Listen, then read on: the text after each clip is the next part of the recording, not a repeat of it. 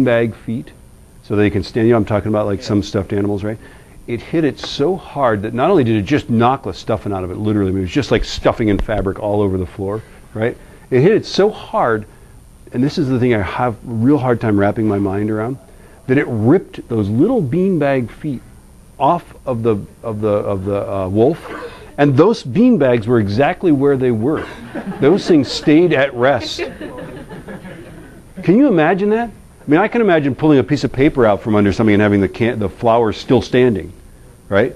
But imagine ripping the stitching, right? If you tried to rip those off, think of the force it would take. What kind of acceleration was that was able to create an inertial force big enough to rip the stitching without so fast, snicker snack, that it left them there? Isn't that amazing? It's like, wow.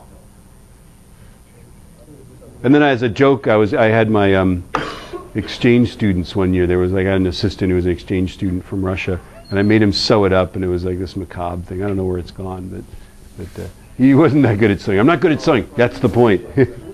Now that's another one that like Duggan's, you know, a lot of emotions pent up in there, you know. Like, okay, now I know that you guys. Because, hey, I know, okay? I know what you guys want to do. You guys not only do you want to calculate what the cannon velocity was, right? But you also want to calculate the biggest it could be and the smallest it could have been, don't you? Because people aren't going to believe you. They're going to say, geez, it couldn't be going that fast, right? And there is some error in this, isn't there? Yeah? Oh, yeah, there's definitely error in this, right? So I think the thing to do is let's redo the calculation now, okay? And let's redo it and make this number, how big could that have been? Or how small could that have been? I think we could have been off by 1/10 of a meter, don't you think? You know, measuring it maybe, right? You know? Okay, so let's do another calculation here. Let's find the velocity. So let's make a big calculation, right? So it could have been 2 times 3 point, or let's make a small calculation. Let's see how small it could have been. So 2 times 3.18, right, divided by, and then it could have been the biggest time, right? It could have been 8.65. Right, so I'm trying to get the smallest velocity I could get, and this makes sense, right? I just decrease the distance, increase the time. Yeah? So go ahead and do that. 2 times 3.18 divided by 8.65. And that's 0.7353. Right, and then our momentum expression looks like it's going to be 7.5 times 0.7353 divided by 0.0618. Right, that's what it is, isn't it? It's just mass times velocity divided by mass. We've done it already. So times 7.5. Oh, wait. We want to make this small, don't we? Don't we want to make it small? So don't we make the mass of the cannon smaller? Yeah, this guy could have been small. It could have been 7.0. We're making small, aren't we? That's confusing. There we go. Now it's good. All right? So it's times 7 divided by... Should we mess with this mass? I think this is pretty accurate because I used an actual scale. I wasn't just guessing. I was using a scale that was hidden behind the computer. Did you guys figure that out? Yeah, I was. I'm just going to use 0.0618. I'm not going to wiggle that guy. I get that it could have been as small as 83.3, right, which is times 2.237. It's still 186 miles per hour, right? Okay.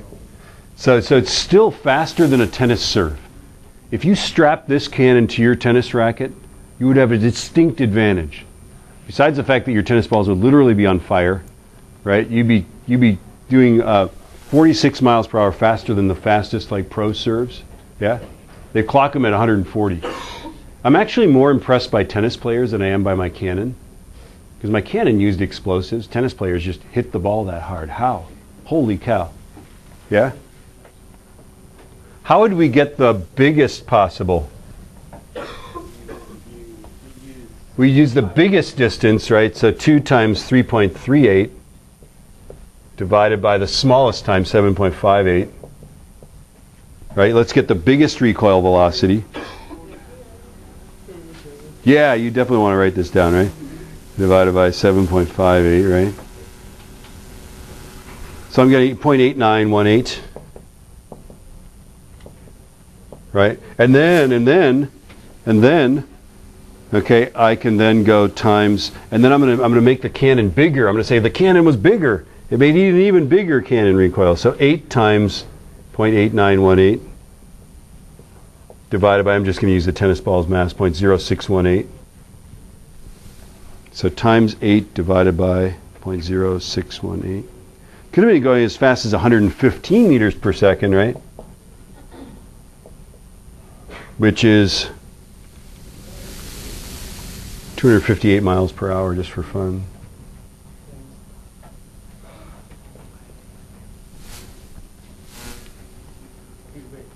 So we think it is, here's where we are, right? We think it was 96.38.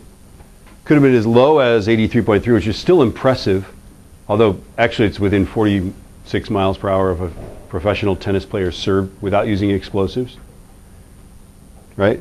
But it could have been as fast as 150 meters per second, which is 258 miles per hour, which is, yeah. That little stuffed animal there, I don't know what Duggan has against stuffed animals. He also did that. We've also like lit the box on fire. There's videos on YouTube if you look. Yeah, I was like, oh, what? So let's finish this guy, right? This guy's going to be a little bit less, but that's okay. What is it? 9.66. Look at you. And then this is over 9.66. 2 times 3.03.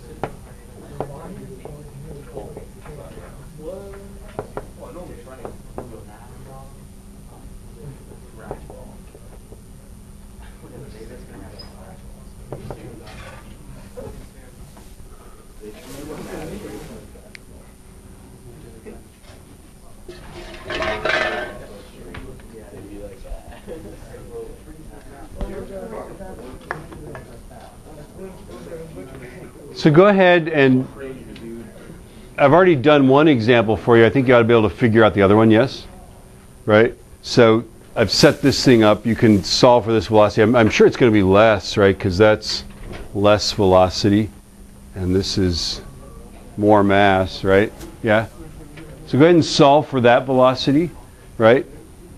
And then solve for the smallest it could have been and the biggest it could have been. And remember, we're wiggling this guy. We're saying that this guy is plus or minus 0.1. So it could have been as big as 3.13, as small as 2.93, right? We're saying this mass could be as big as 8.0, small as 7.0.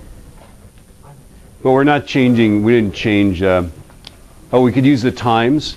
The time could have been as big as this, but as small as that. I predict less uncertainty. Most of our uncertainty was like this huge difference in time, right? But trial number 2 is supposed to be less. I think you're going to get a less velocity, aren't you? I don't know. Let me see. Yeah. I got like 70. 7.5 times my answer divided by 0.06. Did you change the mass of the tennis ball? It was a different tennis ball. 70.75. Did anybody get that? Yeah.